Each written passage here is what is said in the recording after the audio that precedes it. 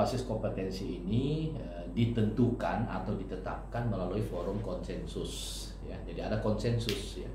Ada konsensus. Jadi kalau kita bertanya siapa yang menetapkan kompetensinya ya, melalui forum konsensus di antara mereka. Mereka itu organisasi ISO ya, forum konsensus. Dan ya, sifat konsensus ini yang pertama dia global internasional. Kemudian berbasis bersifat volunteer, sukarela. Jadi ISO 17025, dan sebagian ISO di dunia ini sifatnya itu volunteer, sukarela. Jadi dia berbasis kompetensi, ditetapkan oleh forum konsensus, dan dia bersifat volunteer. Nah, penjabaran kompetensi ini tentu saja kita kaitkan dengan pelayanan pelanggan ya. Pelayanan pelanggan, karena ISO kan salah satu instrumen bisnis ya. Salah satu instrumen bisnis, sebagaimana kita pahami bahwa bisnis itu ada dua. Ada bisnis jasa, ada bisnis barang. Nah, Bapak Ibu sekalian, kita di laboratorium di bawah payung ISO 17025 ini tentu saja kita tahu bahwa bisnis ini adalah bisnis jasa. Ya. Nah, bisnis jasa ini berbasis kompetensi, kemudian terminal goal-nya adalah kepuasan pelanggan. Nah, jadi kita alurnya atau mekanismenya, kita mendesain kompetensi-kompetensi tadi, kemudian kita terapkan, kemudian kita orientasikan kepada kepuasan pelanggan. Ya, jadi customer satisfaction, kepuasan pelanggan. Ya, kenapa harus begitu? Karena pelanggan itu kalau istilah laba kan sebagai tanda petik ya, sebagai raja. Ya, kita puaskan mereka. Kalau nggak kita puaskan mereka, ya sebagaimana kita pahami, hampir semua bisnis di dunia ini pasti punya kompetitor, pasti punya pesaing, baik pesaing lokal maupun pesaing internasional. Nah, kalau kita nggak memuaskan mereka, ya mereka mungkin akan berpindah ke kompetitor kita. Dan ini hukum pasar begitu ya. Nah, kompetensi ini harus kita pertahankan secara konsisten. Nah, inilah perlunya manajemen. Kita pertahankan secara konsisten, perlulah manajemen. Perlu komitmen, perlu konsisten. Nah, inilah yang akan kita perdalam nanti sampai dengan jam 11.30, bagaimana kita mendesain kompetensi laboratorium supaya bisa memuaskan pelanggan. Nah, karena dia bersifat global, nah Bapak Ibu sekalian, nanti laboratorium kita ini pengakuannya juga global. Jadi bukan cuma lokal ya. Kalau lokal itu sebatas Indonesia atau CAN, Komite Akreditasi Nasional, itu pasti. Tapi karena ini bisnis global, maka pengakuan kita bukan cuma tingkat nasional, tetapi tingkat regional sampai ke tingkat internasional. Nah, kenapa bisa begitu? Karena ini kan bisnis global, sehingga laboratorium yang sudah mendapatkan pengakuan kompetensi ini di dalam melayani pelanggan tidak dibatasi oleh sekat-sekat wilayah. Nah, ini perlu kita pahami karena ini bisnis ya.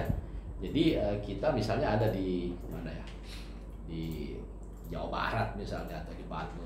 Ya, pengakuan kita bukan cuma kita melayani pelanggan bukan untuk Bandung, atau di teman-teman ini Ibu Desna dan teman-teman, ya bukan cuma di Bogor. Jadi tidak dibatasi oleh sekat-sekat wilayah. Nah, sehingga kita sudah sering mendengar cerita teman-teman itu banyak mendapatkan pelanggan di luar wilayah mereka.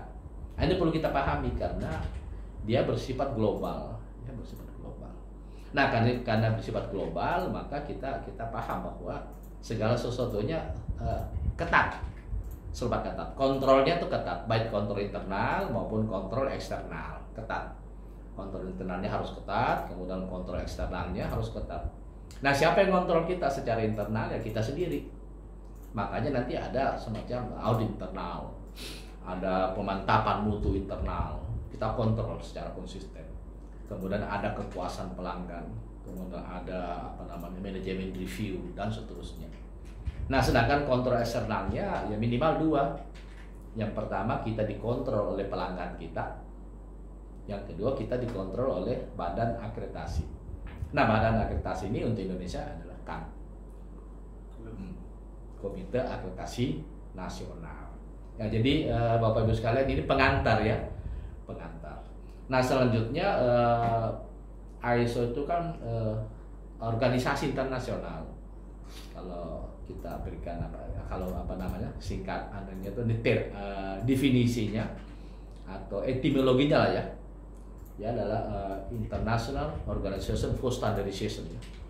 Jadi organisasi internasional untuk menstandarkan sesuatu. Nah, mekanisme mereka menstandarkan sesuatu itu adalah melalui forum konsensus. Nah, di dalamnya ada perwakilan Indonesia.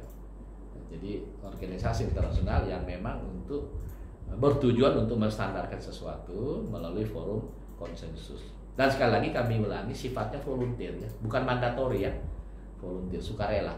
Ya, karena dia sukarela sehingga ya Bapak Ibu jangan merasa terpaksa.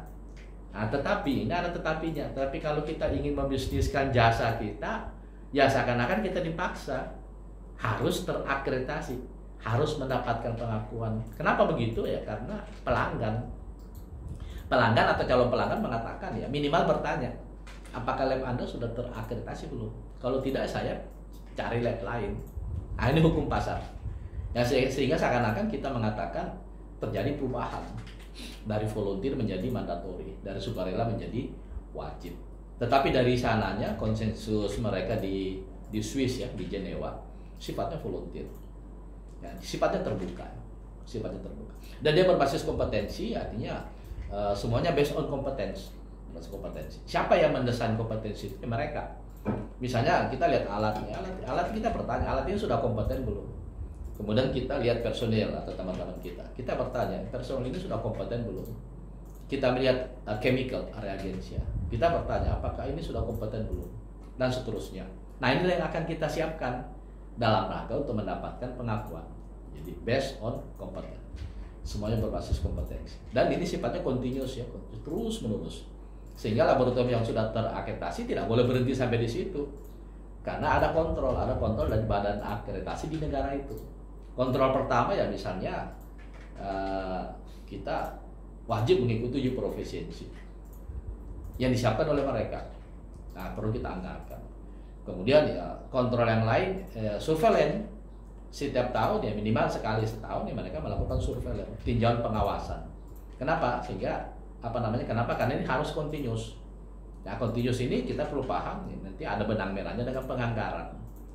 Kemudian kontrol internal ya secara rutin kita melakukan audit internal, kita melakukan pelatihan personil, kita melakukan manajemen review, kita melakukan survei kepuasan pelanggan, kemudian kita melakukan uji banding dan seterusnya. Nah, jadi ini yang akan coba kita dalami secara singkat ya karena waktunya pendek. Ada cuma